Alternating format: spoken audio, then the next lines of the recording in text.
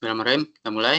Assalamualaikum warahmatullahi wabarakatuh. Selamat pagi menjelang siang, teman-teman mahasiswa, mahasiswi Universitas Terbuka ya, dimanapun teman-teman berada. Uh, Semoga teman-teman semua dalam keadaan sehat ya, dalam keadaan penuh semangat ya menjalani hari-hari dengan perkuliahan ya teman-teman ya. Saya tahu pasti teman-teman banyak dikejar-kejar tugas ya. Apalagi deadline-nya tinggal, 2 hari ya. 2 hari untuk semua tugas berarti ya, teman-teman, ya. Oke, ini adalah web ketiga di mata kuliah algoritma dan pemrograman, sekaligus web yang terakhir berarti ya, teman-teman, ya, untuk, semester ini ya di mata kuliah algoritma dan pemrograman. Oke, selama perkuliahan di mata kuliah pemrograman ya dengan saya sebagai tutornya, apakah ada kendala, teman-teman? Apakah ada yang kesulitan?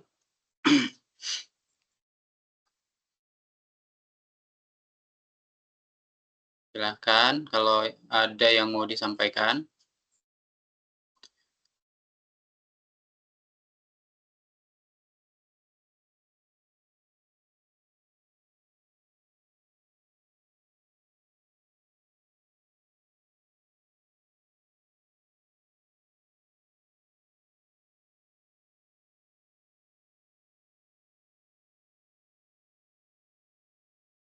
Oke, biasanya, saya mewakili kegelisahan ya atau kesulitan teman-teman nih ya. Yang pertama biasanya terkait tugas ya, teman-teman ya, terkait tugas tugas mata kuliah algoritma dan pemrograman itu sejatinya case-nya cuman satu ya, case-nya itu sama ya dari tugas satu, tugas 2, tugas 3. Case-nya sama nih ya. Jadi yang pertama tugas satu itu teman-teman diminta untuk membuat flowchart ya, video code. Artinya apa?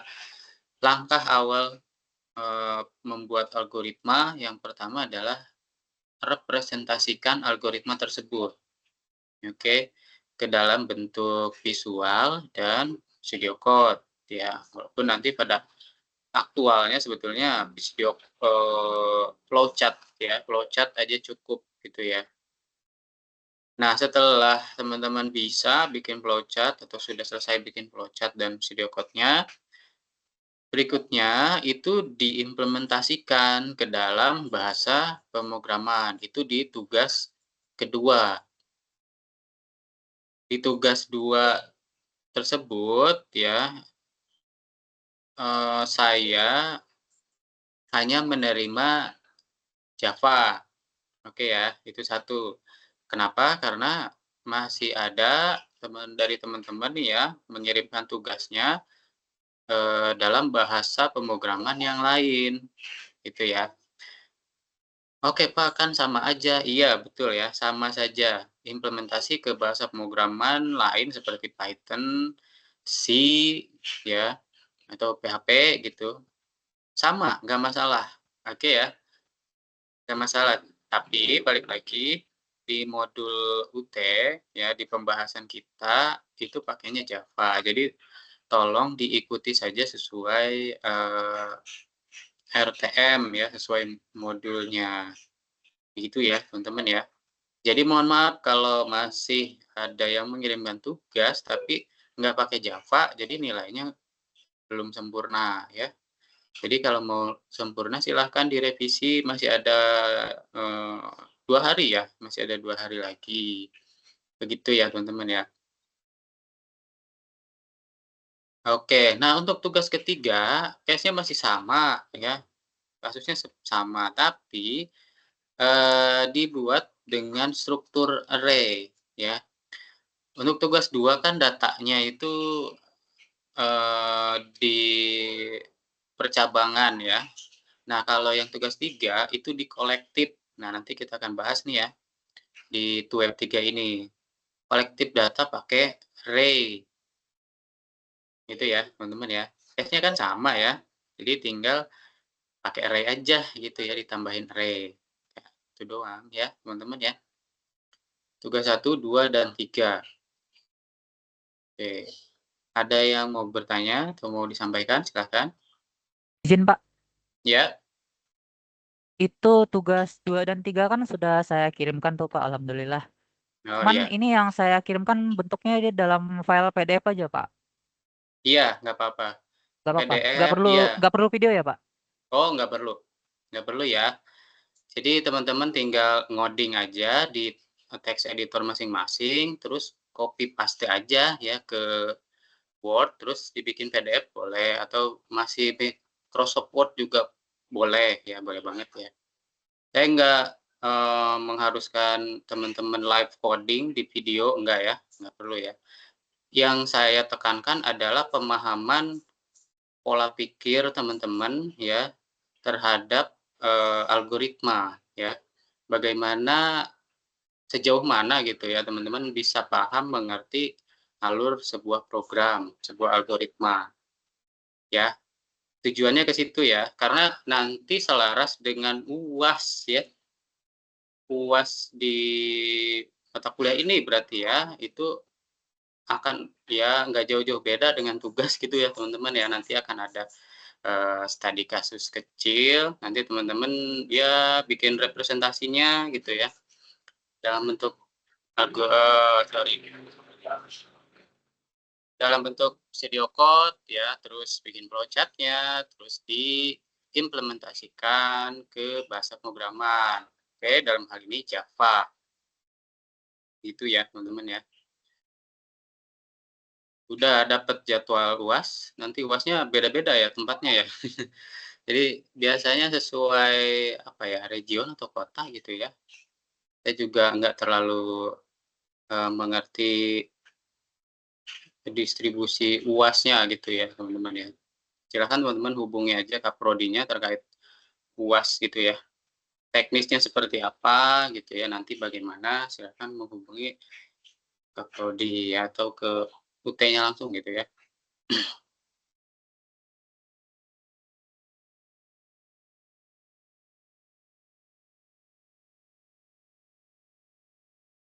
Silakan, ada lagi yang mau bertanya, yang mau menyampaikan unek-uneknya juga boleh ya teman-teman. Keluh kesahnya silakan, boleh banget.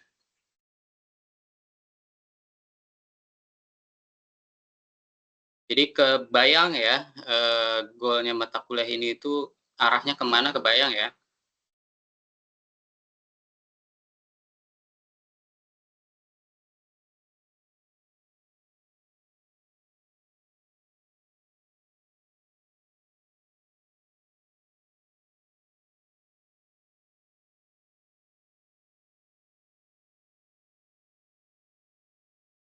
Oke, sudah aman berarti ini ya? Nggak ada yang mau bertanya lagi? Oke, kalau gitu saya mulai aja materi untuk web kali ini ya, teman-teman ya. Yang pertama kita bahas cara mengkolektif data dengan array ya. Oke, saya izin share screen saya.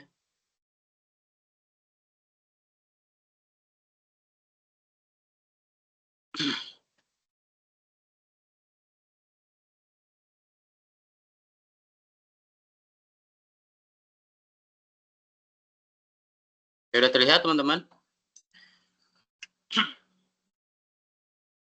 Seperti biasa, text editor saya adalah IntelliJ. Ya, saya udah bahas di Web 2 kenapa saya pakai IntelliJ ya teman-teman ya. Karena ini lumayan lebih ringan ya ketimbang text editor yang lain. Gitu ya. Oke, saya mulai, saya bikin new project di situ.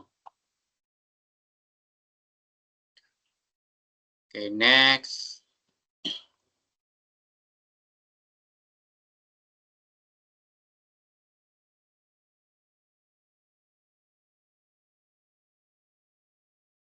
Oke, ini nama projectnya saya bikin array 2.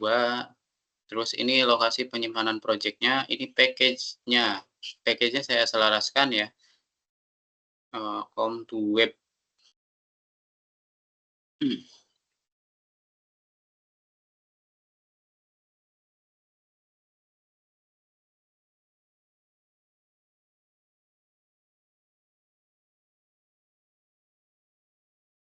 Array ya teman-teman ya.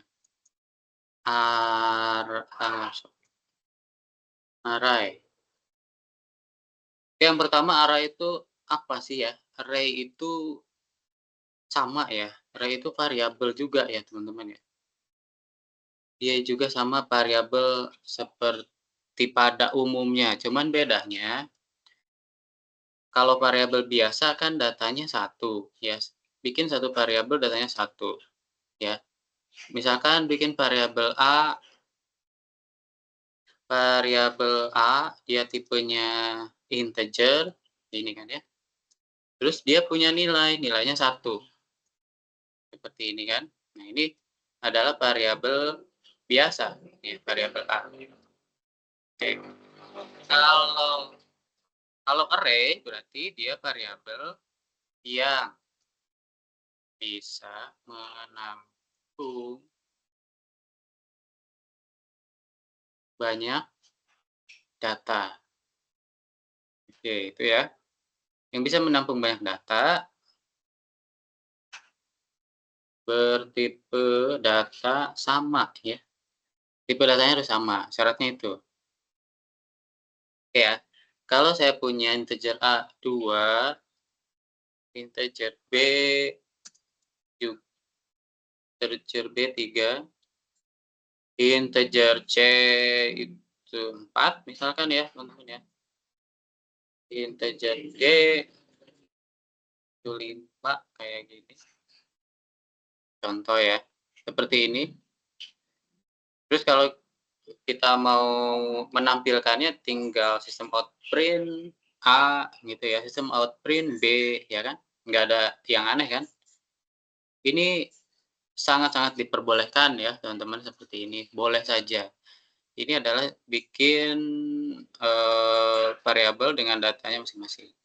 Nah, kalau kita bisa lihat ya teman-teman ya di sini, ini tipe datanya sama semua, integer, integer, integer, terus nilainya juga sama nih ya, 2, 3, 4, 5.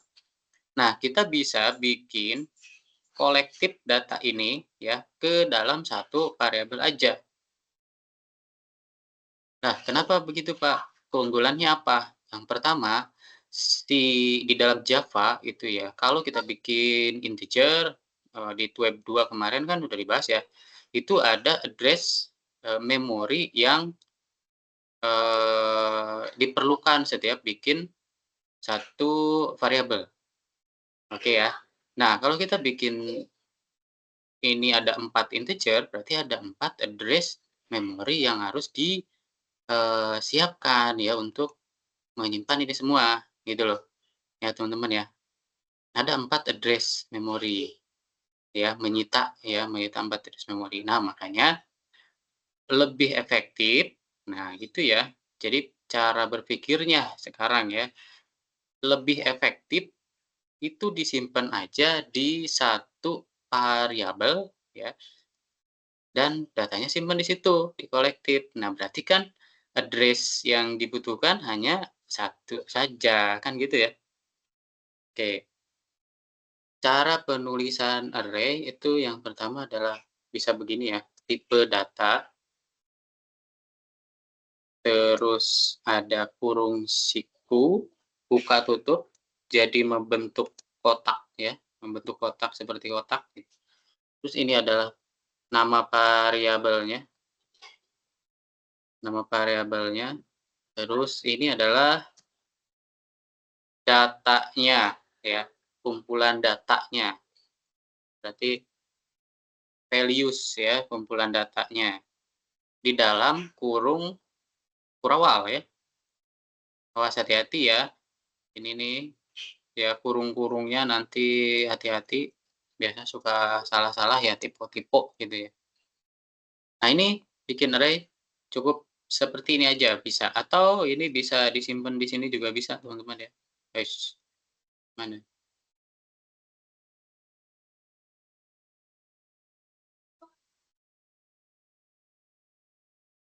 Nah, ini bisa disimpan begini juga bisa, ya. Bebas ya teman-teman ya, mau mau yang cara yang manapun, cuman kalau saya lebih seneng begini, kelihatan jelas aja array-nya gitu ya. Oke, berarti bisa kita tulis begini, integer data misalkan ya, integer, oke di situ ada array-nya, integer data, kurung kurawal buka tutup, kita tulis yang atas 2, 3, 4, 5. Oke, seperti ini aja ya teman-teman ya. Berarti ini hanya butuh satu address, di memori kita. Oke ya, berarti ini harusnya lebih efektif ya, cara penulisan aja lebih efektif, oke ya, ketimbang yang atas. Nah, kita mau lihat nih si data itu bagaimana ya, kan kalau, yang atas variabel biasa, itu kan mutlak ya, kalau kita panggil A pasti dia nongol 2 gitu ya, karena nggak ada data lain. Kalau kita panggil B akan keluar langsung 3 gitu ya. Nah, kalau kita panggil data yang ini ya, coba kita run dulu.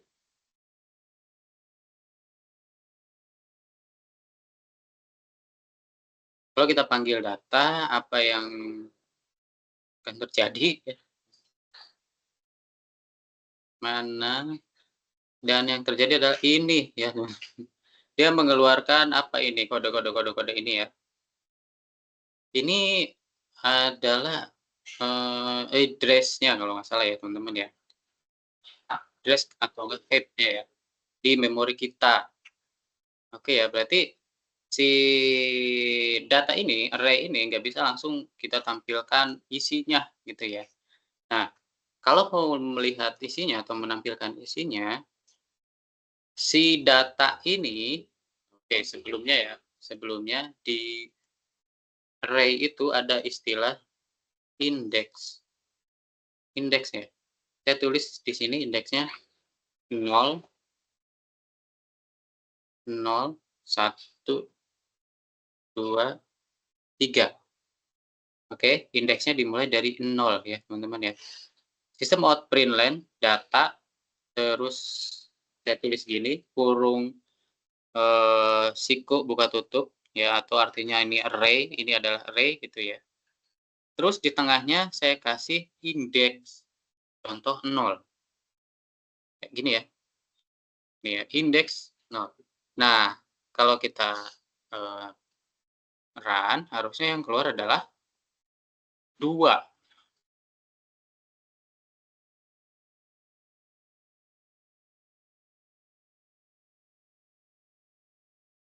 harusnya 2. Nah, ini dia ya teman-teman ya, 2. Oke, udah dapet idenya ya.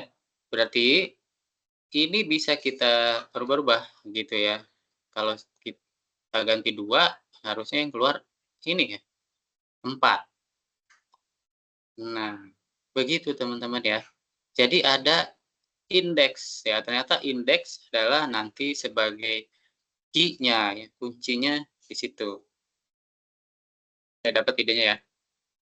Berarti Pak kalau mau tampilin semua, ya tinggal kita bisa bikin sederhana seperti ini, kayak gini. Ini adalah 0 gitu ya, 1, 2, dan 3. Kalau kita print out,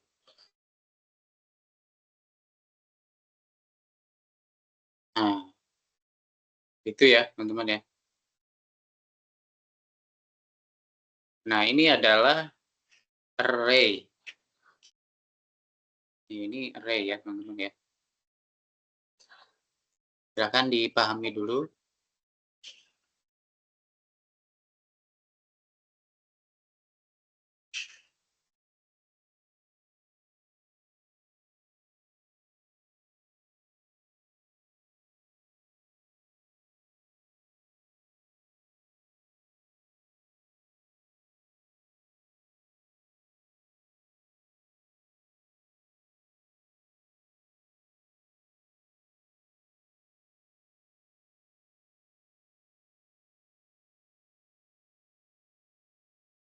Oke, lanjut ya. Nah, ini kan jadinya nggak lagi-lagi nggak efisien nih ya, teman-teman ya. Nah, kenapa nggak efisien? Ini contohnya hanya, 4 aja ya, ada 4 data di dalam si array-nya. Oke, balik lagi kalau nanti di case-nya, kasusnya, teman-teman nanti di aktual gitu ya, datanya bisa banyak, deret angkanya. Oke ya, kalau mau lihat ini semua gitu, masa harus sistem outprintlen ya, sampai ke bawah gitu sistem outprintlen kan nggak efektif juga gitu ya, teman-teman ya. Nah, kita bisa pakai apa? Pakai looping ya, bisa pakai loop. Oke, saya delete dulu yang ini. Gimana? Pakai loop for ini ya. Nah,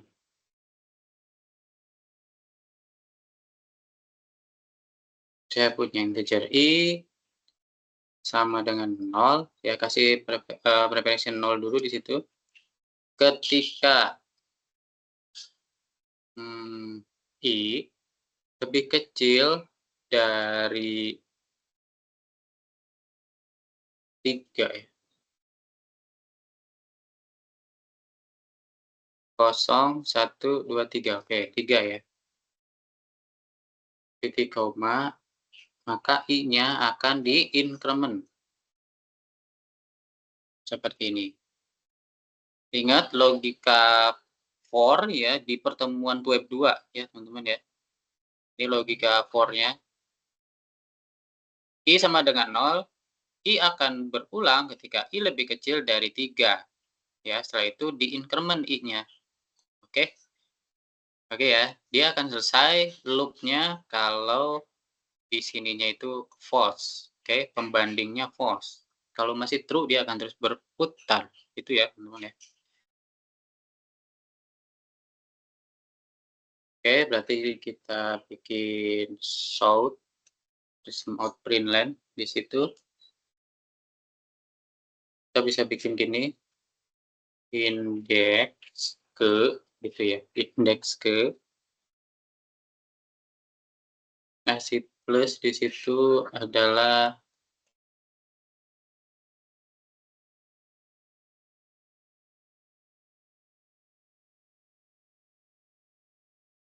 i ya, teman-teman ya. I, terus di sininya kita bisa bikin adalah kayak gini ya.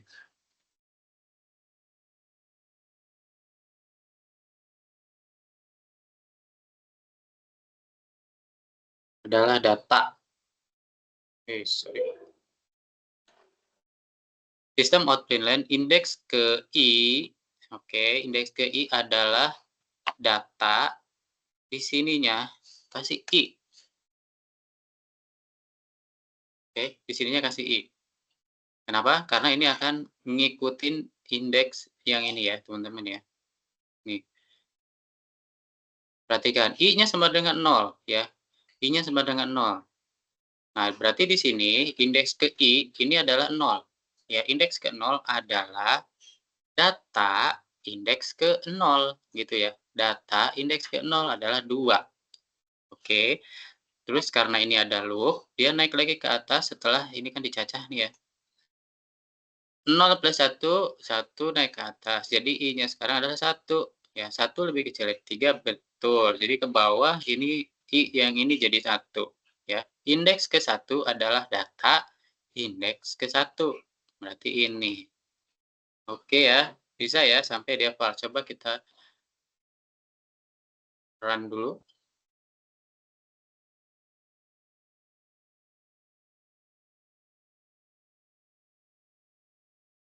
Ini dia. 2, 3, 4. 5-nya nggak ke bawah. Berarti harusnya ini 4 gitu ya, kalau mau ke bawah. Kita run dulu.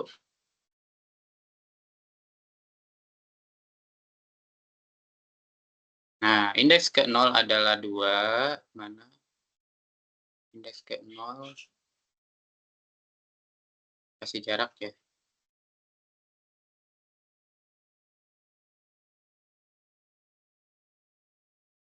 Nah, itu dia. Kelihatan ya, indeks yang 0 adalah 2, 1, 3, 2, 4, 3 adalah 5. Bisa ya, teman-teman ya. Itu untuk menampilkan array, ya, terus ininya 1, kita loop aja gitu ya. Jangan manual seperti tadi di awal ya, kita bikin loop.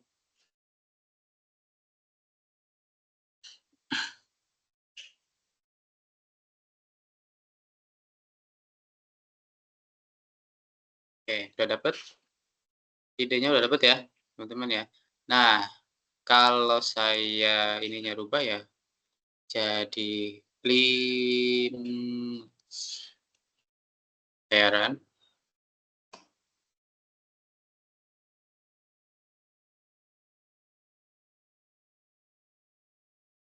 Oke, ada error, teman-teman ya. Ada error apa katanya? Exception in treat mine Java lang array index out of bound ya, out of bound, di luar batas array. Oke, ada yang tahu kenapa? Ya saya ininya 5 itu dia keluar di luar batas array-nya katanya.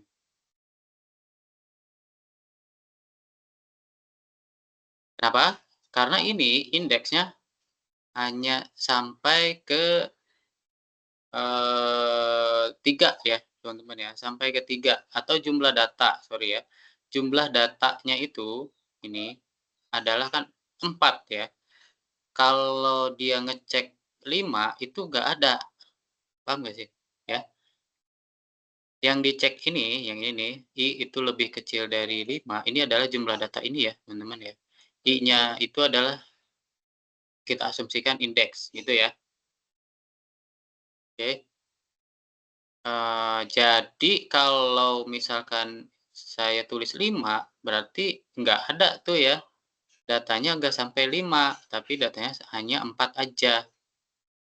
Nah, makanya si Java ngeluarin, error out of bound, begitu teman-teman ya. Terus bagaimana biar si ini tuh otomatis gitu ya, kita nggak perlu lihat, ini nih ya, nggak perlu lihat ininya harus berapa, kan harus sama nih ya. Terus 4 atau di bawahnya 3 bisa, 3 bisa. Karena jumlah datanya kalau 3 kan sampai sini ya, sampai 4. Oke, kalau 4 sampai sini, sampai 5. Nah, kalau saya tulis 5 di sini, nggak bisa, ya, error, di luar batas. Maksudnya gitu ya, paham nggak? Paham ya? Nah, untuk mengatasinya, kita jangan pakai angka di situ ya, karena nanti akan menyulitkan, pada saat melakukan maintenance ya, teman-teman ya. Kita bisa aja nulis angka di situ, tapi nanti kalau ada penambahan ya atau pengurangan data kan repot ya. Kita harus apa istilahnya? Ya.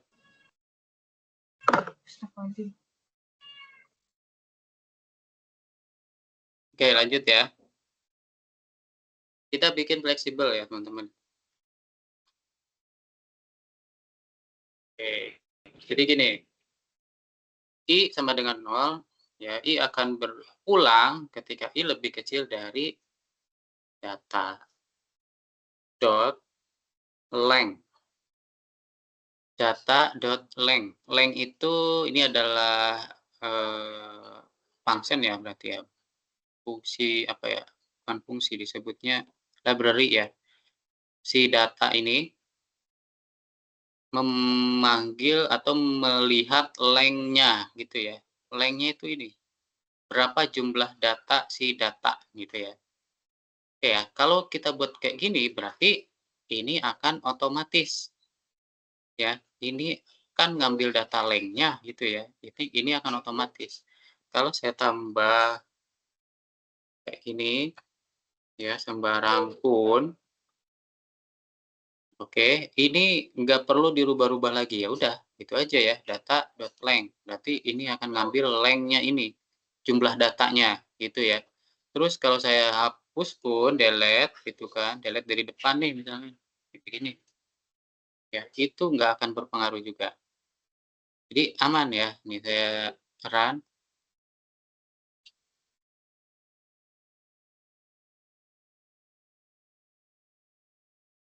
Nah, aman ya. Indeks ke 0, 1, 2, sampai 7. Ya, ini pakai lang ya teman-teman ya, data.lang. Oke, coba kita sort dulu di situ. Data.lang.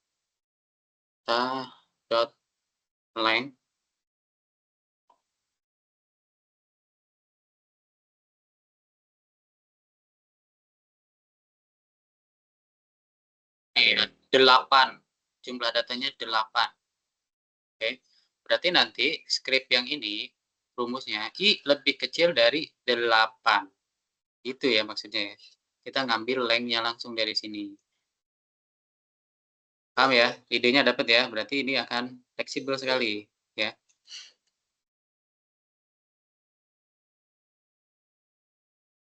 Ada yang mau bertanya silakan.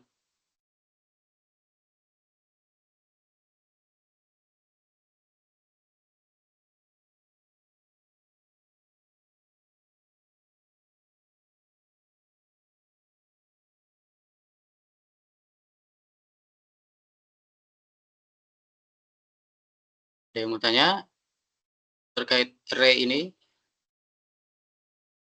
Oke, saya mau open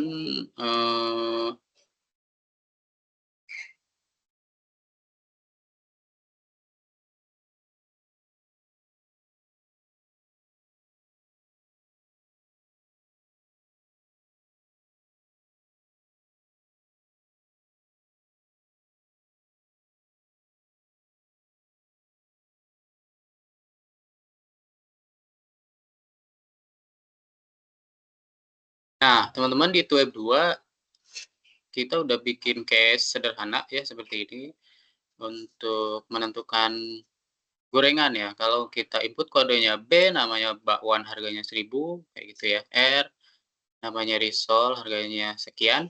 Nah, ini pakai logika if else sederhana. Seperti ini kan? Logika if else sederhana. Ini selaras dengan tugas 2 nih ya, tugas 2. Oke. Nah, di tugas 3 kan kasusnya itu diminta implementasinya ya, diminta pakai array. Nah, kalau saya bisa tampilkan seperti ini, mana open recent.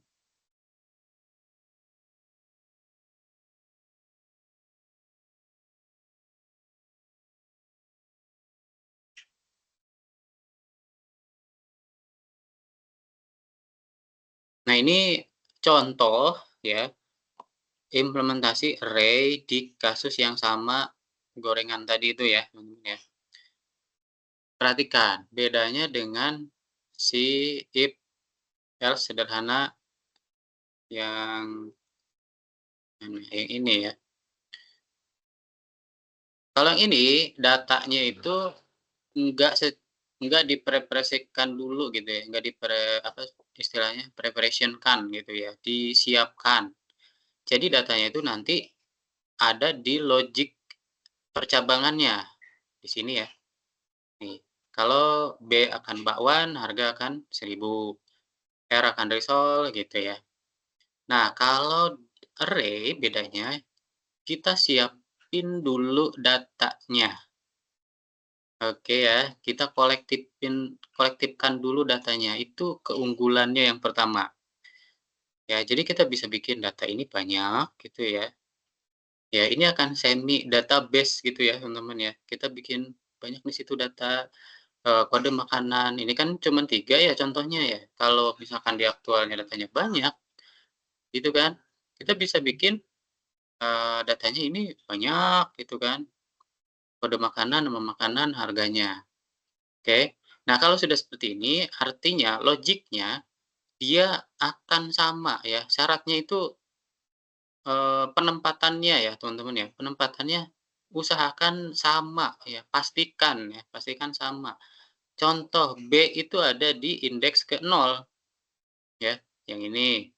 B itu ada di indeks ke 0, B itu kan bakwan. Nah, bakwan juga disimpan di indeks ke 0, di array yang lain gitu loh maksudnya ya. Ini kan array-nya array kode makanan, ya, terus si bakwan berarti bikin aja nama makanannya, gitu. Begitu ya, R itu ada di indeks ke 1, berarti risol juga harus ada di indeks ke 1. Oke ya, T, indeks ketiga, indeks kedua, sorry, tahu indeks kedua. Begitupun harganya, jangan kebolak-balik gitu ya. 1000 itu ada di indeks 0, berarti dia adalah untuk bakwan. Begitu ya.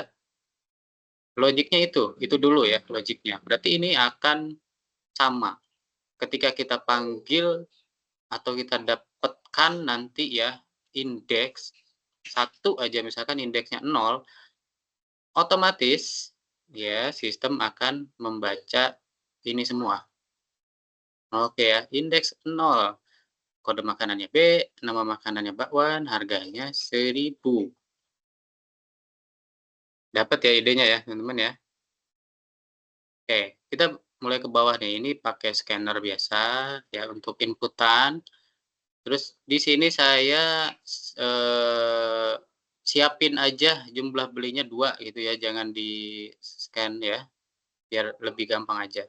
Terus saya siapin juga indeks -1 ini untuk, menampung indeks ya, yang nggak ada nih, nanti saya contohkan di bawah ya.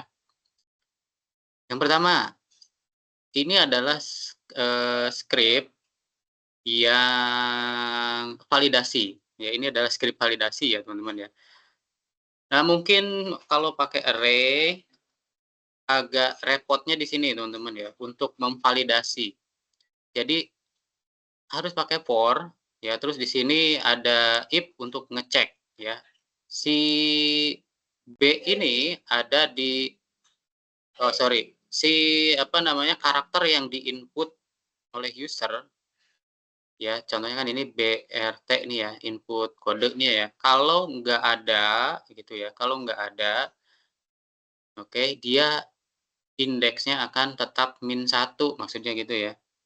Kalau nggak ada nih BRT gitu ya, bukan B, bukan R, bukan T, indeksnya akan -1 tetap, gitu ya. Tapi kalau ketemu ya, kalau cocok ya, misalkan input kodenya B gitu ya, input kodenya B, indeksnya ini akan 0. Oke ya, indeksnya akan 0 dan ke sini ya, ini kan break ya, ketemu di break ini. Jadi kalau dia ketemu indeksnya, dia akan ke sini.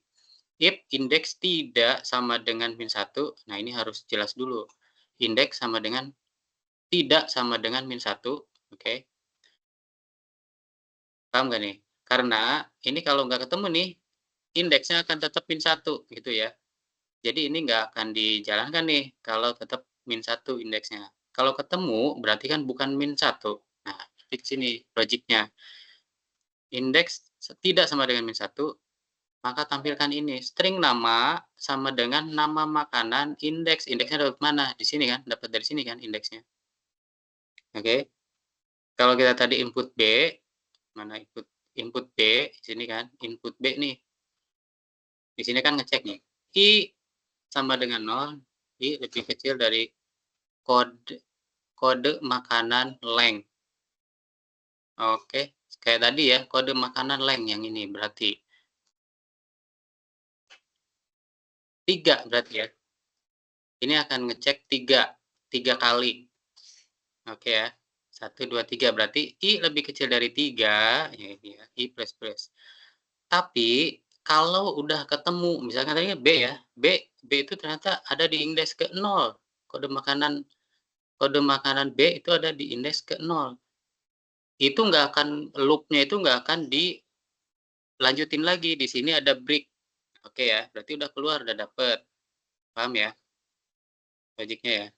Nah, kalau udah dapet berarti dia langsung ke sini, teman-teman ya. Langsung ke sini jalanin ini. Oke, berarti dapat nih string nama sama dengan nama makanan indeks. Indeks dari sini, indeksnya ke 0 gitu ya.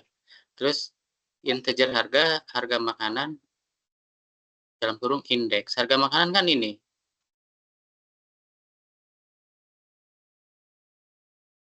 Harga makanan kan ini ya, teman-teman ya. Harga makanan indeks ke 0 juga. Oke ya, integer jumlah bayar sama dengan harga dikali beli. Oke, jadi sudah ini tinggal sistem outprint, nama, ya. Ini harga, ini jumlah bayar. Sederhana kan? Oke ya, cuman di sini aja sih ya, di sini yang sedikit ya lumayan lah, tapi nggak terlalu kompleks juga kan ya. Coba kita run dulu deh. Mana? Dia ada di bawah deh. Misal saya input B, nah sederhana kan? B namanya bakwan, harganya 1.000, cuma beli 2, 1.000 dikali 2, 2.000. Oke Pak, mungkin itu kebetulan. Oke ya, saya input yang lain. T. T itu ada di indeks ke 2 ya. Oke kan? Indeks kedua itu namanya tahu, harganya 2.000. Oke, mantap ya. Oke, kalau saya inputnya nggak ada di ini, nggak ada di array kode makanannya. Input U, misalkan. Kode salah. Oke, di sini berarti dia nih, nggak ketemu nih ya. Berarti -1 indeksnya. Nah, kalau -1 dia akan menampilkan kode salah. Begitu, teman-teman.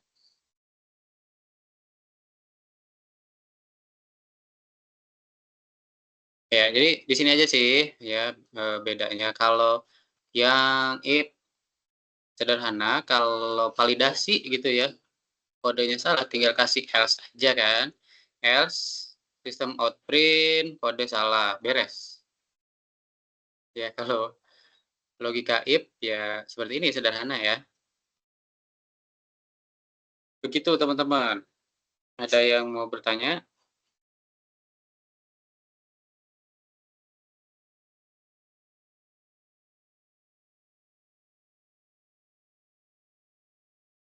Yang mau bertanya? Nih ya, maksudnya tugas 3 seperti ini berarti ya. Jadi coba implementasikan array-nya gitu ya. Pakai array, dikolektifkan datanya. Bedanya itu aja ya. Harusnya bisa ya teman-teman ya mengerjakan tugas 3.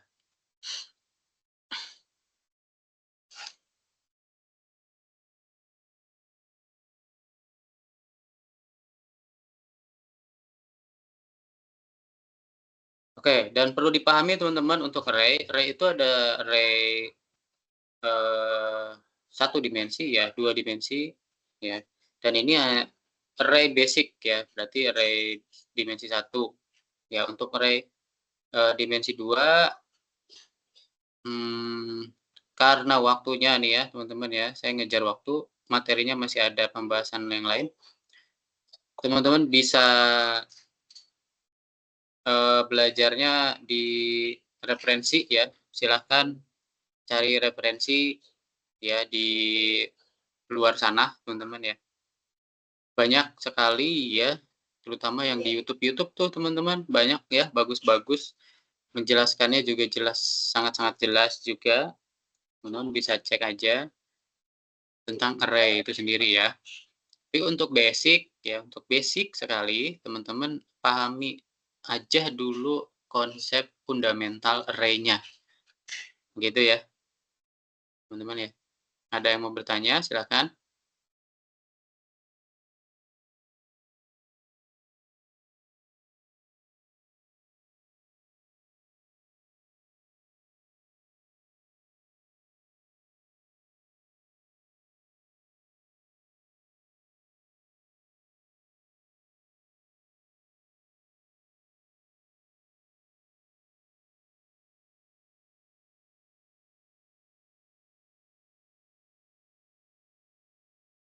Oke, nggak ada yang mau bertanya.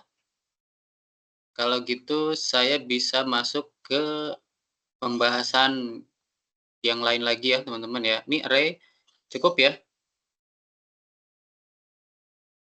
Oke, kita bikin new project, yaitu array-nya kita biarkan dulu. Project baru,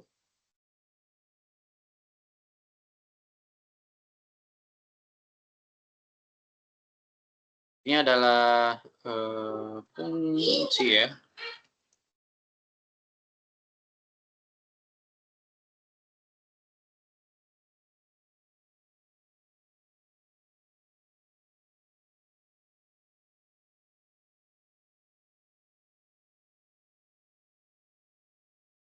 Oke teman-teman, kita akan bahas fungsi ya, atau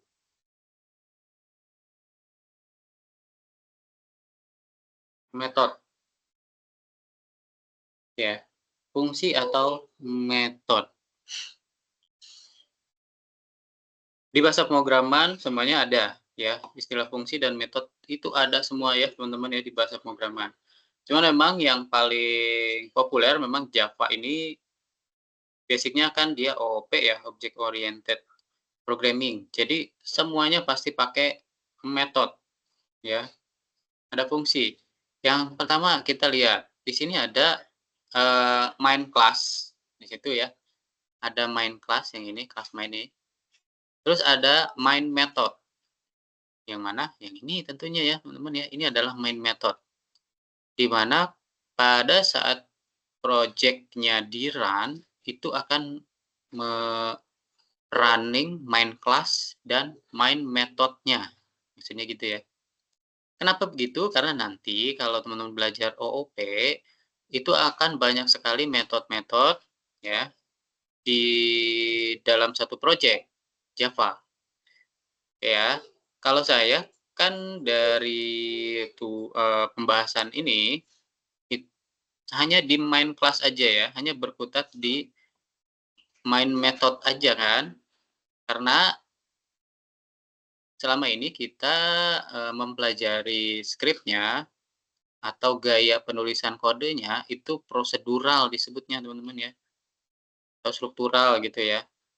Nah, kalau kelas multi-level ya atau method ya multi-level function itu nanti teman-teman ketemunya di OOP ya, Object Oriented Programming. Gitu ya. Oke, itu pembukanya ya, teman-teman ya. Artinya ini adalah metode juga sebetulnya, function juga ya, metode. Cuman ini function yang nanti kita belajar ada return gitu, ada yang tanpa return gitu ya. Oke, function sebetulnya function itu untuk apa sih gitu ya? Apa sih si metode itu? Kenapa kita perlu metode? Oke, biar mudah memahami ya teman-teman ya, lebih mudah memahami. Misal saya punya rumus matematika nih, Y sama dengan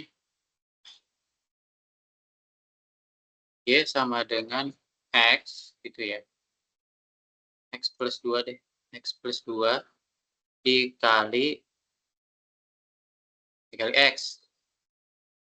Contoh saya punya rumus ini. Oke ya.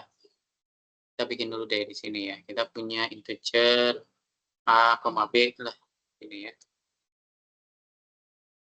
Punya dua variabel atau biar lebih gampang ya. X, Y. Nah, ini samain aja. Terus kita bikin gini, X sama dengan 5 misalkan. Terus Y ini adalah rumus ini ya.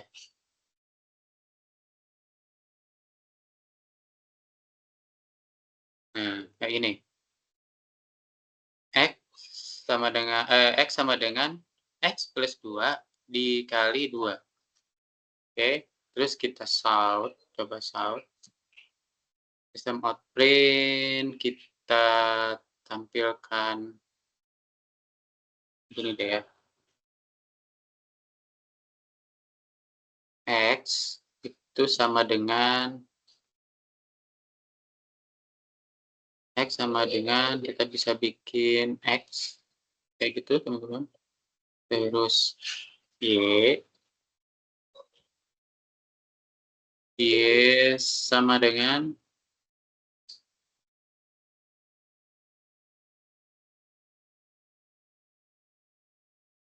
Y sama dengan Y. Kayak ini, coba kayak gini dulu ya, putaran.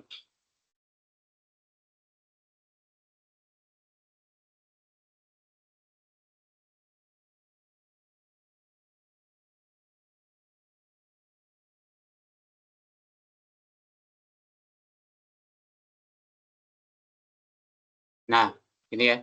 X sama dengan 5, Y-nya itu didapat dari rumus ini ya, teman-teman ya. Rumus yang ini. Oke. Kita buat ini.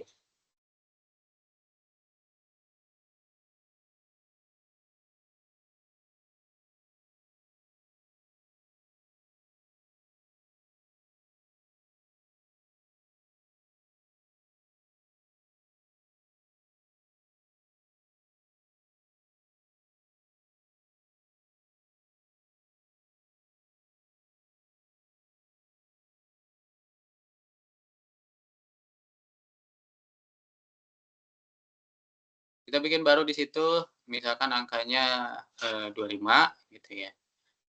Terus yang bawah X-nya kita ganti ini 50 misalkan ya.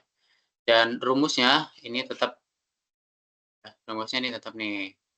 Oke ya. Gitaran.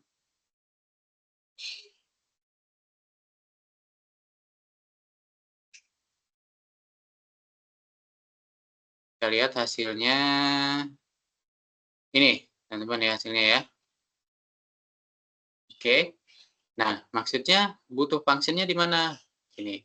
Kita bikin coba ya function di situ. Integer misalkan hitung. Integer hitung kita butuh parameter di sini. Integer input.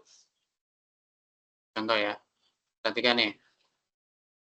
Ini akan error nih ya, akan tetap error nih. Kenapa error?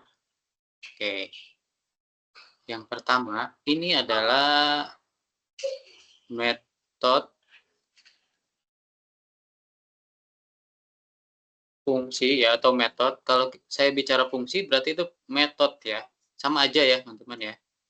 Fungsi dengan kembaliannya atau return. Kita bahas ini dulu ya. Fungsi dengan kembalian atau return. Oke. Oke, saya buat variabel hasil untuk menampung datanya dulu gitu ya. Data hasil perhitungannya. Hasil sama dengan ini. Ya. Hasil sama dengan kita masukin rumus ini ya dalam hasil ini.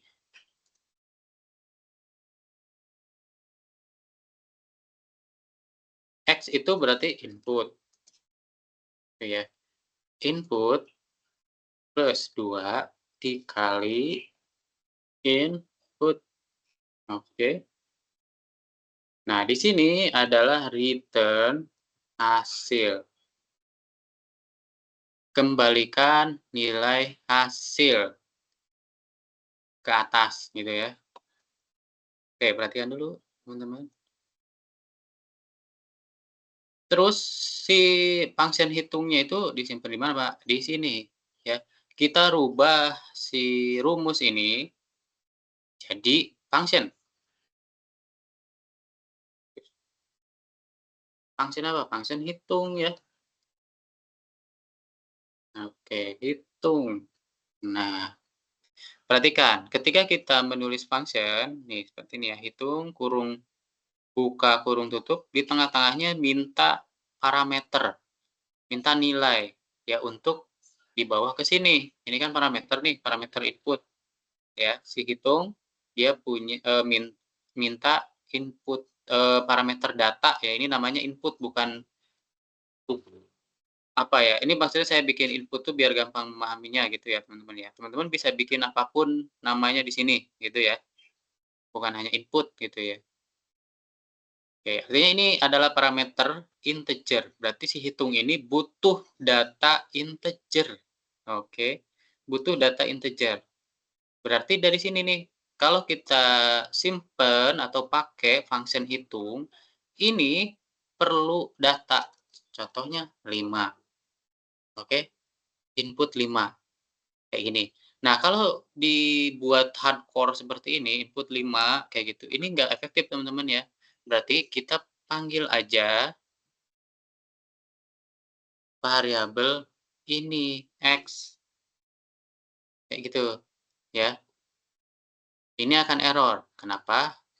Perhatikan. Membuat function itu harus selaras dengan main metodenya, perhatikan. Ini ada static di situ, teman-teman ya. Jadi kita harus pakai static, nah, sederhananya seperti ini, static integer hitung, gitu ya. Oke, kalau mau lebih ini lagi, pasti private aja, private static integer hitung. Kenapa private? Karena kita kan hanya bermain di main class aja nih ya, kelasnya hanya satu, main, berarti pakai private aja. Nah, ini penggunaan private, public, ya static, kayak gitu-gitu nanti, akan banyak digunakan di OOP, teman-teman ya. Kalau kita multi level kelasnya banyak, artinya gitu ya, kita bisa set si metode itu public gitu ya, untuk bisa diakses di kelas yang lain, maksudnya gitu ya. Kalau private berarti hanya bisa diakses di kelas itu aja ya, kelas di mana dia berada. Nah, gitu ya, berarti private itu seperti itu. Nggak bisa diakses di luar kelas.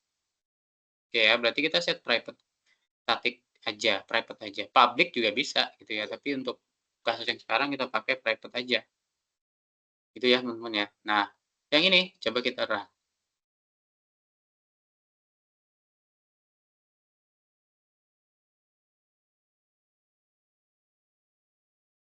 Oke, sama ya, hasilnya akan sama. Yang ini kan sama persis.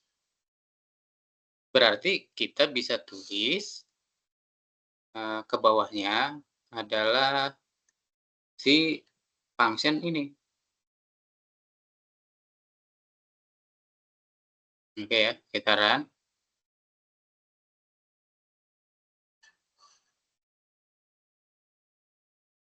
Oke, ini akan sama aja hasilnya, ya, sama. Pertanyaannya, keunggulannya apa, Pak? Kan sama aja gitu ya, tadi dengan rumus tadi kita simpan di sini dengan pakai function, kan sama aja. Keunggulannya apa gitu ya, teman-teman ya. Keunggulannya di sini teman-teman, kita bisa bikin, merubah ya, merubah rumus sekali aja. Maksudnya gini ya, ini kan rumusnya ini ya, ini saya, komen aja. Kita bisa bikin gini, hasil sama dengan contoh ya, input kali input, kayak gini. Nah, ini kan udah dirubah nih, rumusnya, ya. Nah, di sini itu kita nggak perlu rubah-rubah lagi. Nah, itu keunggulannya ya. Jadi ini akan mengikuti rumusnya, Y itu sama dengan ini, input kali input atau X kali X, berarti kan, X kali X. Nah, ini ya akan ngikutin, teman-teman ya. Jadi kan kita nggak perlu rubah di sini, nggak perlu rubah di sini, nggak perlu rubah di sini. Oke, cukup rubah ini aja, edit ini aja. Oke ya, kita tes.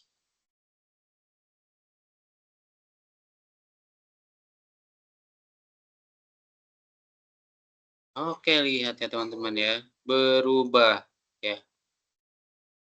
Benar nggak? 50 kali 50 sekian. Oh, X kan, X kali X kan, X kali X 50 kali 50, 25 kali 25, 5 kali 5, 25. Berubah semua ya.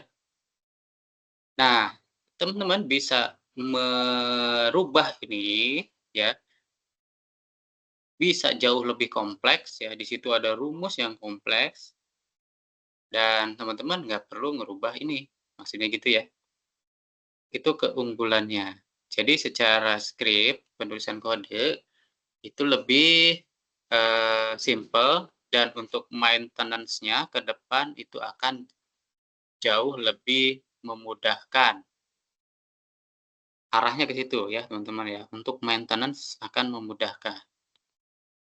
Oke, paham ya? Ini return ya, pengembalian nilai. Alurnya gini teman-teman ya, alurnya ya, kita punya hitung sebagai function, dia butuh parameter ya, butuh nilai untuk dibawa ke sini ya, dibawa ke sini. Nilainya dari mana? Dari sini. Hitung, kasih X ya, hitung kasih X, X-nya berapa? X-nya dari sini. Oke, kalau ini X-nya 5 berarti kan dia turun ke sini, hitung 5, inputnya 5. Oke ya. Hasil hasil ini, integer hasil ini adalah variabel untuk nampung nilai apapun itu ya, rumusnya.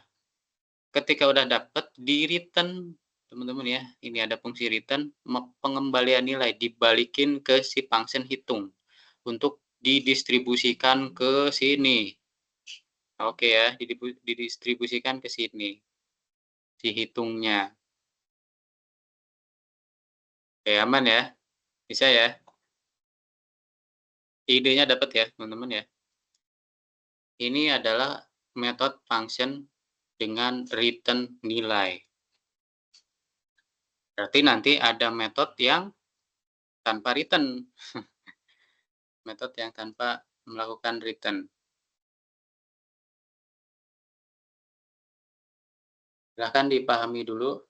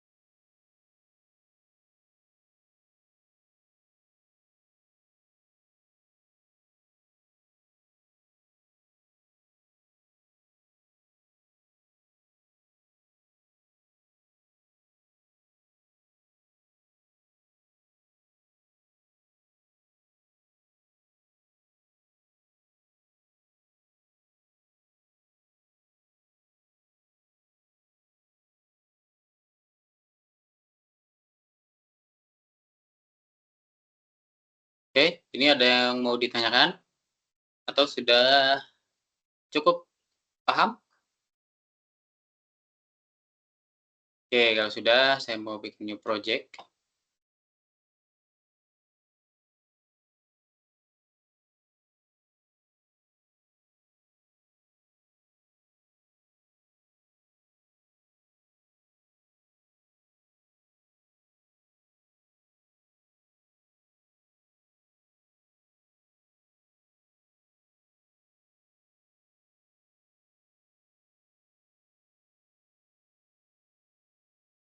Oke, tadi function atau metode dengan return nilai, ya teman-teman ya. Nah, sekarang kita coba bahas function ya tanpa return nilai berarti ya. Nah, sebetulnya metode atau function di Java ya, yang enggak return nilai itu, ini sudah memenuhi syarat nih ya, teman-teman ya. Public static void, di situ ada void.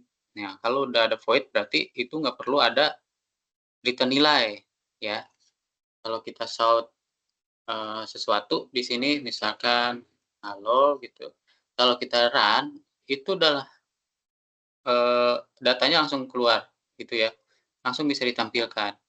Nggak perlu minta kembalian data. Nah, ini gunanya void di situ ya, teman-teman ya.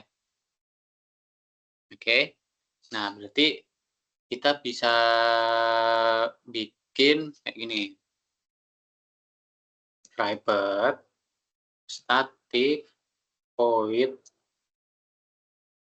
misalkan halo gitu ya, halo, perhatikan ini, kita kasih parameter lagi, misalkan string misalnya ya, string nama misalnya. Oke, terus di sini kita tampilkan shout, misalkan selamat belajar,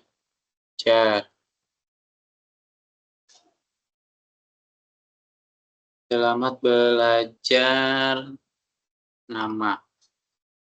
Contoh gini dulu ya. Nah, kita bikin metode halo, terus dia butuh parameter nama, inputan nama berarti ya, atau data berupa string gitu ya, berupa string saya kasih name-nya adalah nama. Oke ya, name-nya adalah nama. Nah, terus gimana Pak? Kita bisa bikin atau kita panggil function-nya di sini. Halo. Nah, ini butuh parameter nih ya, tadi ya. Butuh parameter string ya, butuh parameter string. Berarti harus kutip. Nah, di situ udah otomatis tuh nama katanya. Kita bisa bikin Roy kayak gini ya. Terus kita run.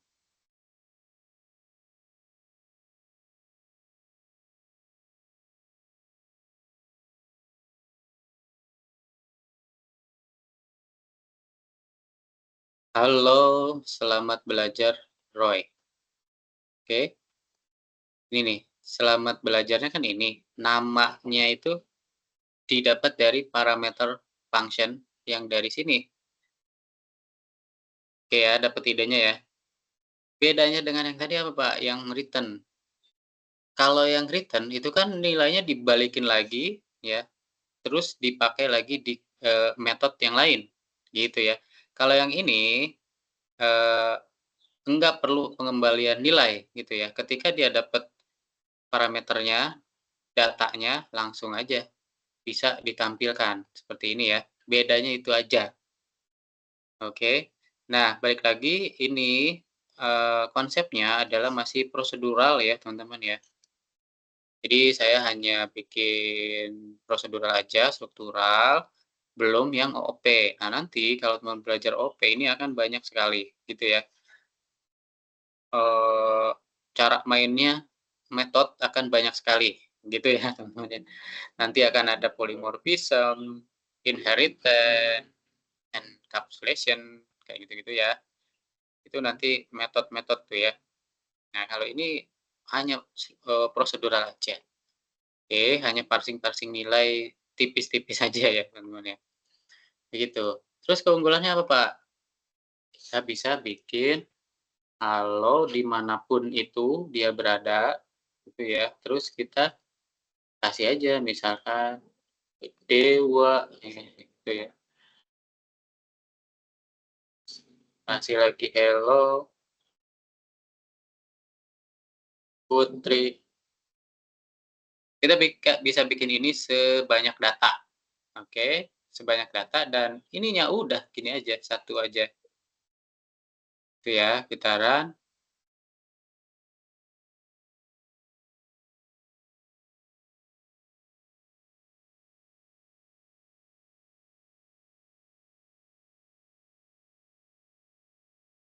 Gitu dia, teman-teman ya. Oke ya, dapat idenya ya, teman-teman ya. Cara berpikirnya, konsepnya, alur datanya bisa ya, bisa dipahami ya. Silakan dipahami dulu.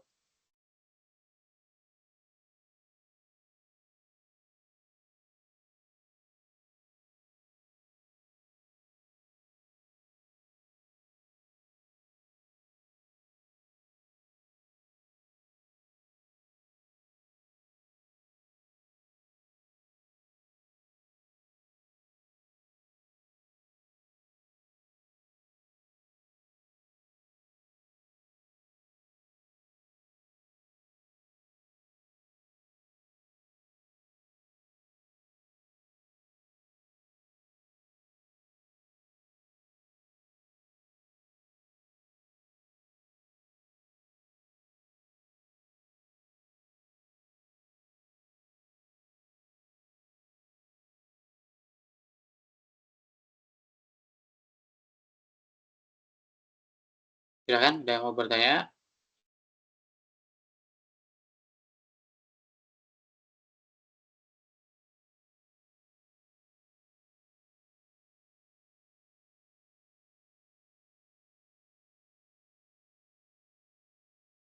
Kalau tidak ada, kita lanjut ke bahasan berikutnya, teman-teman.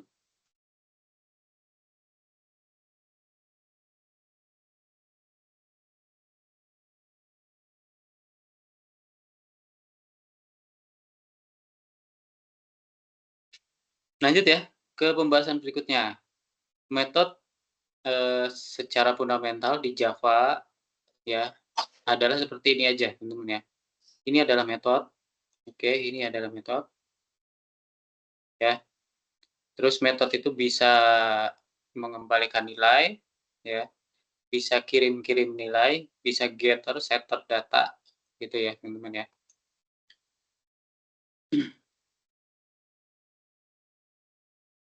Oke, aman ya? Kita lanjut berarti ya, kita bikin new project.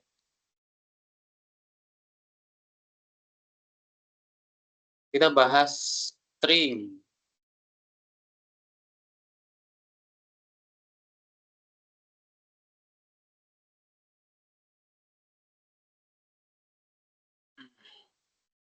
Oke, gitu. Kita ke bahasan berikutnya, teman-teman. Ini adalah string. String. Oke, perhatikan. Di main method, ya, sebetulnya ada string nih, teman-teman ya. Ada string, terus ada apa ini? Array. Ya. Berarti sejatinya ini adalah kumpulan data ya, teman-teman ya. Array berarti ya, array string.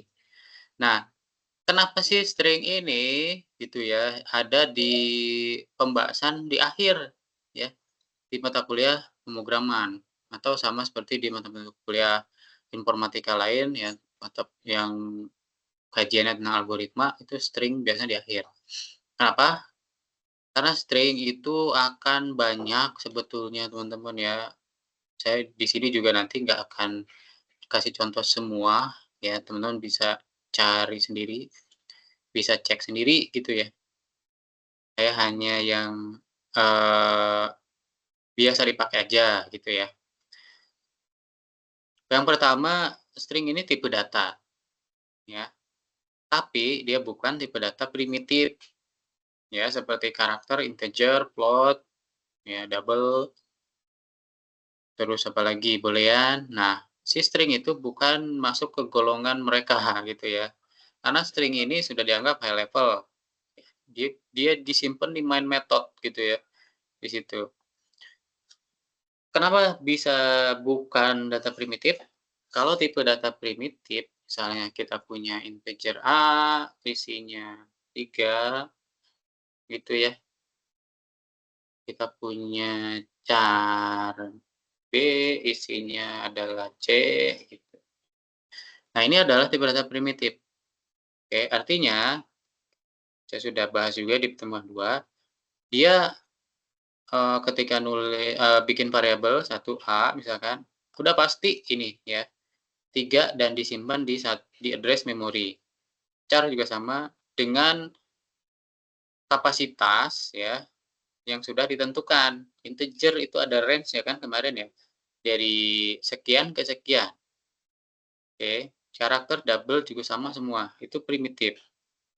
Nah, sedangkan si string itu konsepnya sedikit berbeda ya dengan yang tipe data primitif. Kenapa? Karena kalau kita bikin string di str ya, bikin string C misalkan seperti ini, atau saya bikin halo di situ.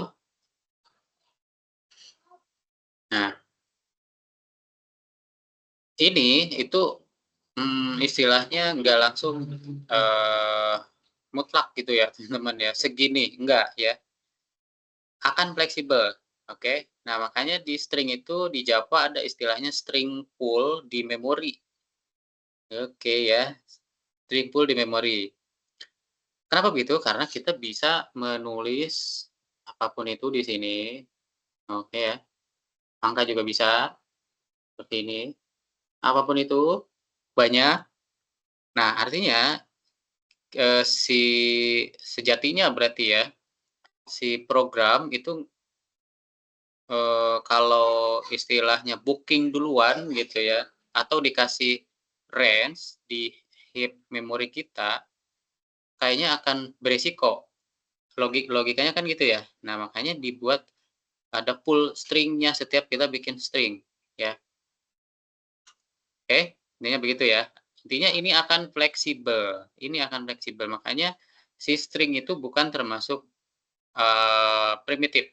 Oke, itu pembukaannya ya, teman-teman ya. String sama seperti pada yang lain, kita bikinnya seperti ini, string data hello. Kalau kita print out, ya sama, panggil aja nama variabelnya, gitu ya.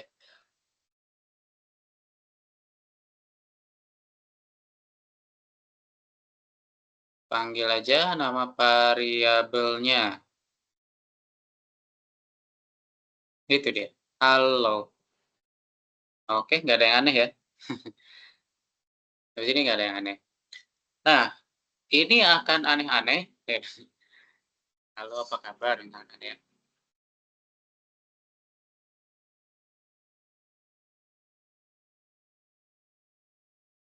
Oke ya. Ini akan aneh-aneh, teman-teman, ketika saya mau merubah, misalkan, ini ya, misal ini mah contohnya ya. Halo, huruf H-nya jadi G, misalkan ya. G-A-L-L-O, ya jadi galo gitu. Oke ya. Nah ini kan kita nggak bisa ngerubah si data ini secara langsung. Oke ya. Nggak bisa nih kalau ini kan udah dapet nih datanya seperti ini, terus kita mau rubah di sini misalkan data data indeks ke 0 gitu kan, H ya, terus kita rubah jadi D, kita rubah jadi G kayak gitu kan nggak bisa nih, teman-teman ya. Ini hanya bisa dirubah kalau, array ya, teman-teman ya. Kalau array dan per karakter, nah mungkin bisa kalau per karakter ya, bisa tuh. Tapi kalau sudah begini nggak bisa secara langsung si data di dalamnya ini dirubah, oke. Kita bisa memanipulasinya, berarti dirubah tapi tidak langsung gitu ya, oke. Seperti apa? Ini contohnya ya.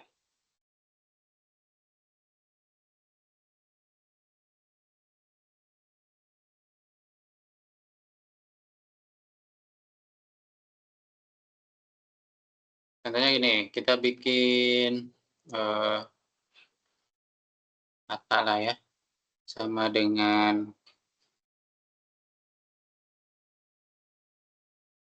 G contohnya ya,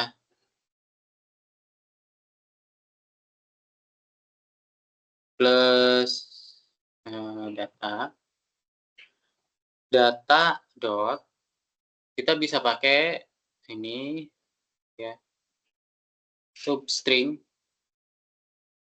oke.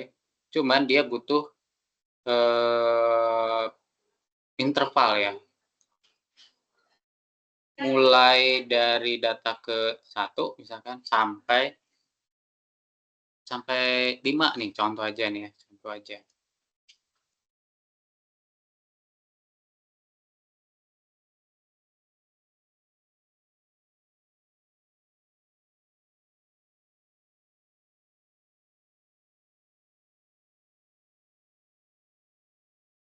Coba kita solve, data.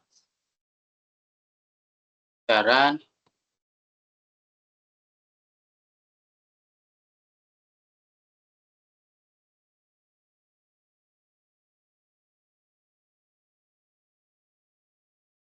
nah, bisa ya teman-teman ya, galau. Tapi sebetulnya, ini ya, sebetulnya perlu teman-teman ketahui, itu enggak ngerubah data ini, nggak ngerubah value si data. Oke, ini hanya memanipulasi, paham ya? Hanya memanipulasi isinya aja. Oke, isi data ini. Depannya mau G plus, eee, indeks ke satu berarti ya, indeks ke satu sampai 5. 5 itu min satu berarti 4. 1 sampai 4.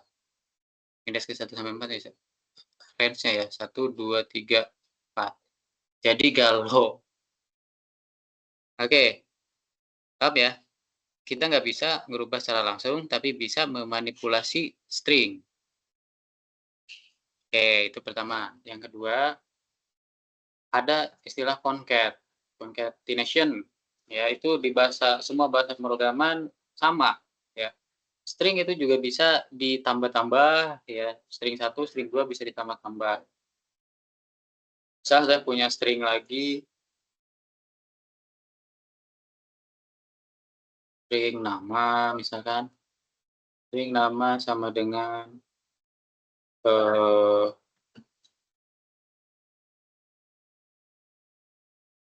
string nama sama dengan Roy, kita bisa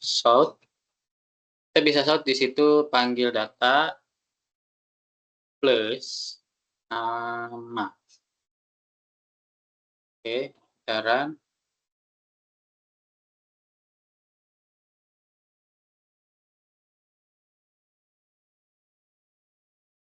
kalau yang ini berarti ya, datanya yang dimaksud yang ini, yang udah dirubah, yang udah dimanipulasi ya, teman-teman ya.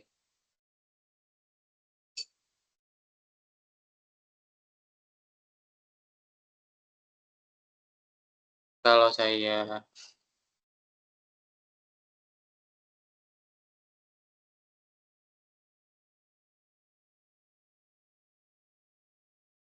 sini, halo apa kabar? Bisa ya? Ini digabung bisa, tapi ini nempel ya, teman-teman, ini nempel nih ya, plusnya saya kasih spasi tapi masih nempel karena nggak otomatis. Kalau mau ada spasi, kasih nah seperti ini bolehlah ya. Ini adalah string spasi ya, spasi juga kan termasuk karakter ya, di display, oke. Dan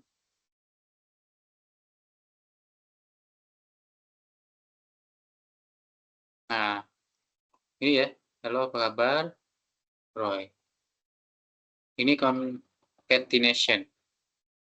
Jadi semua bahasa pemrograman itu ada, kan ya.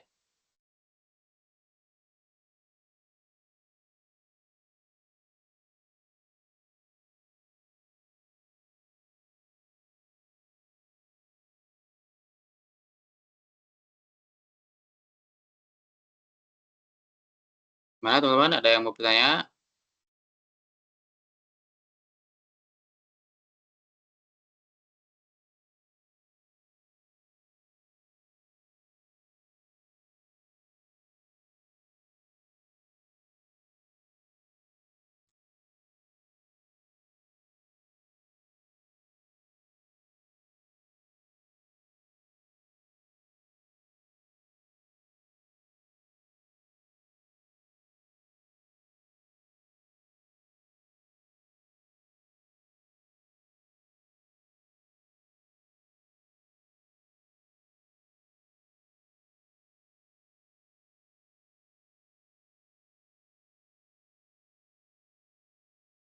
Oke, ini udah.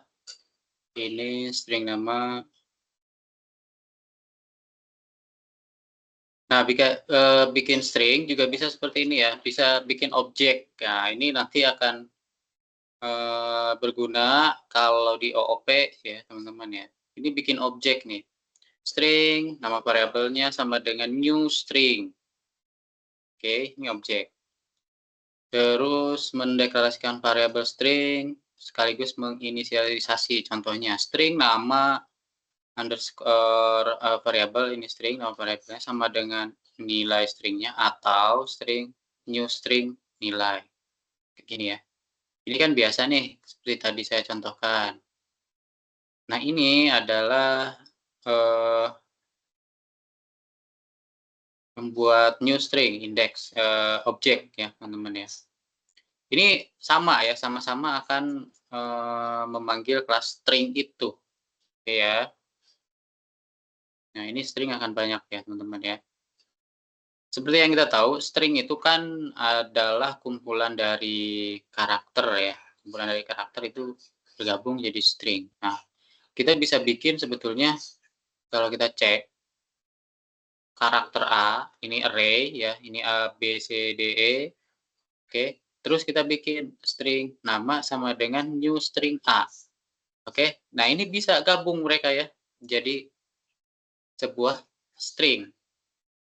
Oke ya, karena kan sejatinya string itu berangkat dari karakter, cuman dia kan gabungan dari karakter-karakter. Gitu ya. Kalau kita punya array karakter seperti ini ya, kolektif karakter, kalau kita bikin objek new string, kita bisa rubah si karakter itu jadi string. Seperti itu ya. Teman-teman ya, teman-teman bisa download materinya di pertemuan ke-12, teman-teman ya, silakan untuk mempelajari lebih jauh lagi, lebih dalam lagi ya. Karena ini akan banyak banget teman-teman ya, string itu. Jadi teman-teman tinggal lihat aja. Oke ya, ini mendeklarasikan variabel string dan mengisinya dengan subarray seperti ini char kayak tadi bisa ada offset, ada count, jumlah karakter yang akan diambil. Offset itu indeks awal dari subarray, gitu-gitu ya. Nanti bisa teman-teman cek. Contoh, char A, string yang tadi itu ya, output B, C, D. New string ini A, terus koma 1, koma 3. Berarti batas awalnya A gitu ya. Terus satu step diakhiri dengan 3. Itu yang keluar B, C, D. Inisialisasi string nama sama. Ini saya sudah tulis, mudah-mudahan lengkap ya, mudah-mudahan sudah lengkap di sini di materi string.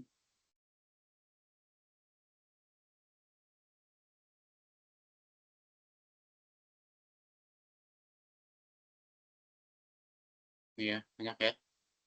Jadi teman-teman bisa cek materi pengayaannya. Oke ya, mudah-mudahan saya nggak ada yang ketinggalan ya, mudah-mudahan ya. Concatenation string tadi saya sudah jelaskan di awal sederhana. Oke, itu teman-teman. Ada yang mau bertanya, silakan. Boleh ya bertanya apa, misalkan kesulitan memahami apa yang mana, itu boleh silakan.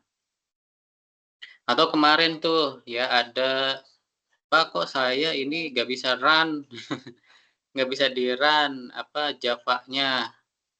Pas dicek ternyata JDK not found. Kalau JDK not found berarti belum terinstall tuh JDK-nya ya, silakan diinstal aja.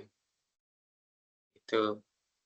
Terus ada lagi yang bertanya, Pak saya kesulitan mengerjakan tugas 2 dan 3, mulainya dari mana? Gitu ya. Nah, jangan bingung ya teman-teman ya. Yang pertama itu pastinya siapkan text editornya, terus install JDK-nya, itu ya. Kalau sudah install JDK, install text editor. Nah, nanti teman-teman konfigurasi kalau pakai text editornya di luar IDE-nya Java, contohnya dari Microsoft tuh Visual Studio, Sublime Text. Nah, itu kan harus dikonfigurasi minor sih ya, seperti install extension, kayak gitu-gitu. Nah, kalau IDE-nya Java, kayak IntelliJ, NetBeans IDE, Eclipse, nah biasanya itu tinggal konfigurasi di awalnya aja, panggil JDK-nya gitu, habis itu udah running. Nah, kalau sudah running bikin project, ya bikin project, bikin new class, gitu ya. Nah, di situ teman-teman tulis, kodenya di situ, gitu ya. Untuk tugasnya kan tadi di awal sudah saya jabarkan ya, terkait tugasnya. Dari mulai representasi, implementasi, terus implementasi dengan array, gitu kan. Begitu teman-teman, untuk materi to web yang ketiga, saya kira sampai sini ya teman-teman ya. Untuk kurang lebihnya teman-teman bisa, buka lagi referensi di luar ya. Teman-teman bisa lihat YouTube, bisa lihat e-book ya. Dan saya mau kasih, saran aja ya untuk pemrograman, pastinya kalau cuman melihat-lihat aja itu, nggak akan bisa kita improve gitu ya teman-teman ya. Kalau mau lebih improve artinya praktis atau latihan. Nah, teman-teman sering-sering latihan aja, oke ya? Sering-sering latihan, praktis. Silakan, ada yang mau bertanya?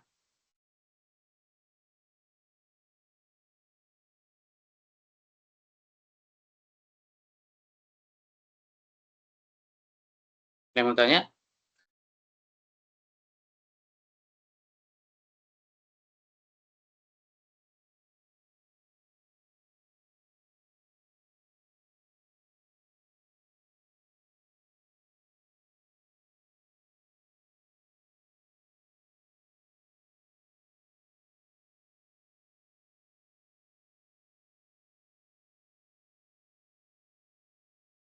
Silakan, nggak ada? Cukup jelas teman-teman?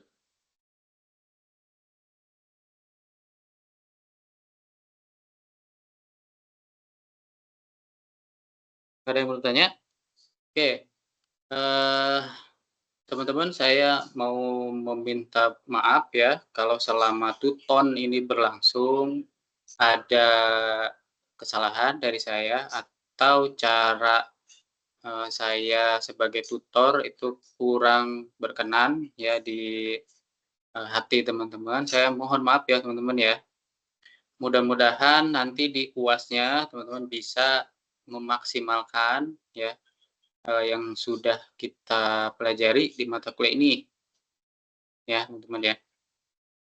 Semoga sukses nanti UAS-nya dan tolong untuk tugasnya 2 hari lagi efektifnya ya.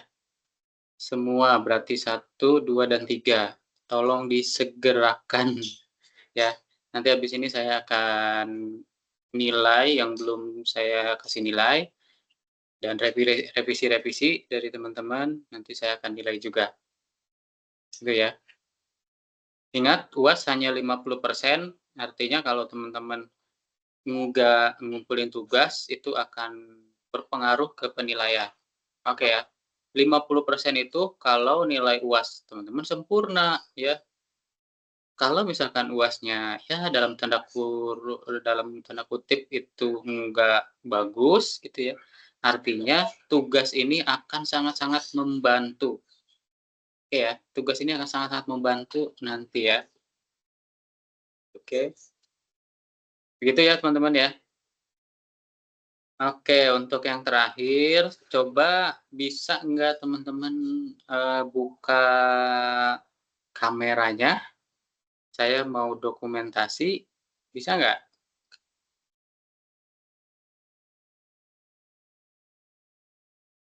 Halo, teman-teman?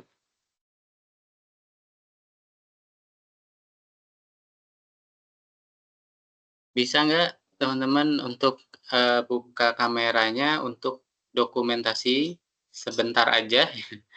Nanti saya akan capture layarnya.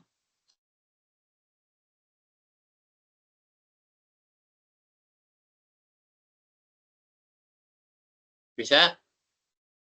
Oke, baru 1 orang tuh, 2 orang lagi. Ini ada 3 orang ya yang join?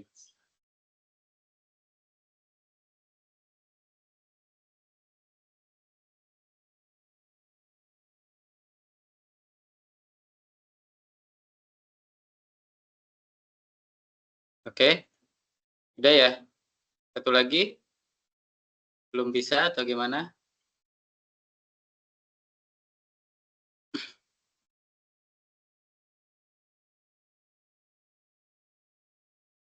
Oke, nggak apa-apa ya. Kita capture sekarang ya. Saya hitung. Oke, beri senyuman yang yang baik.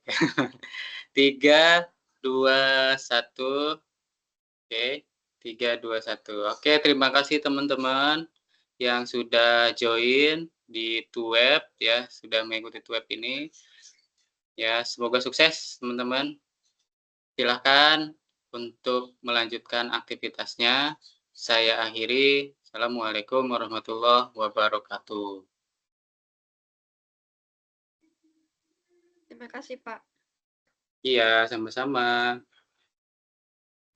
Terima kasih, Pak. Ya, sama-sama.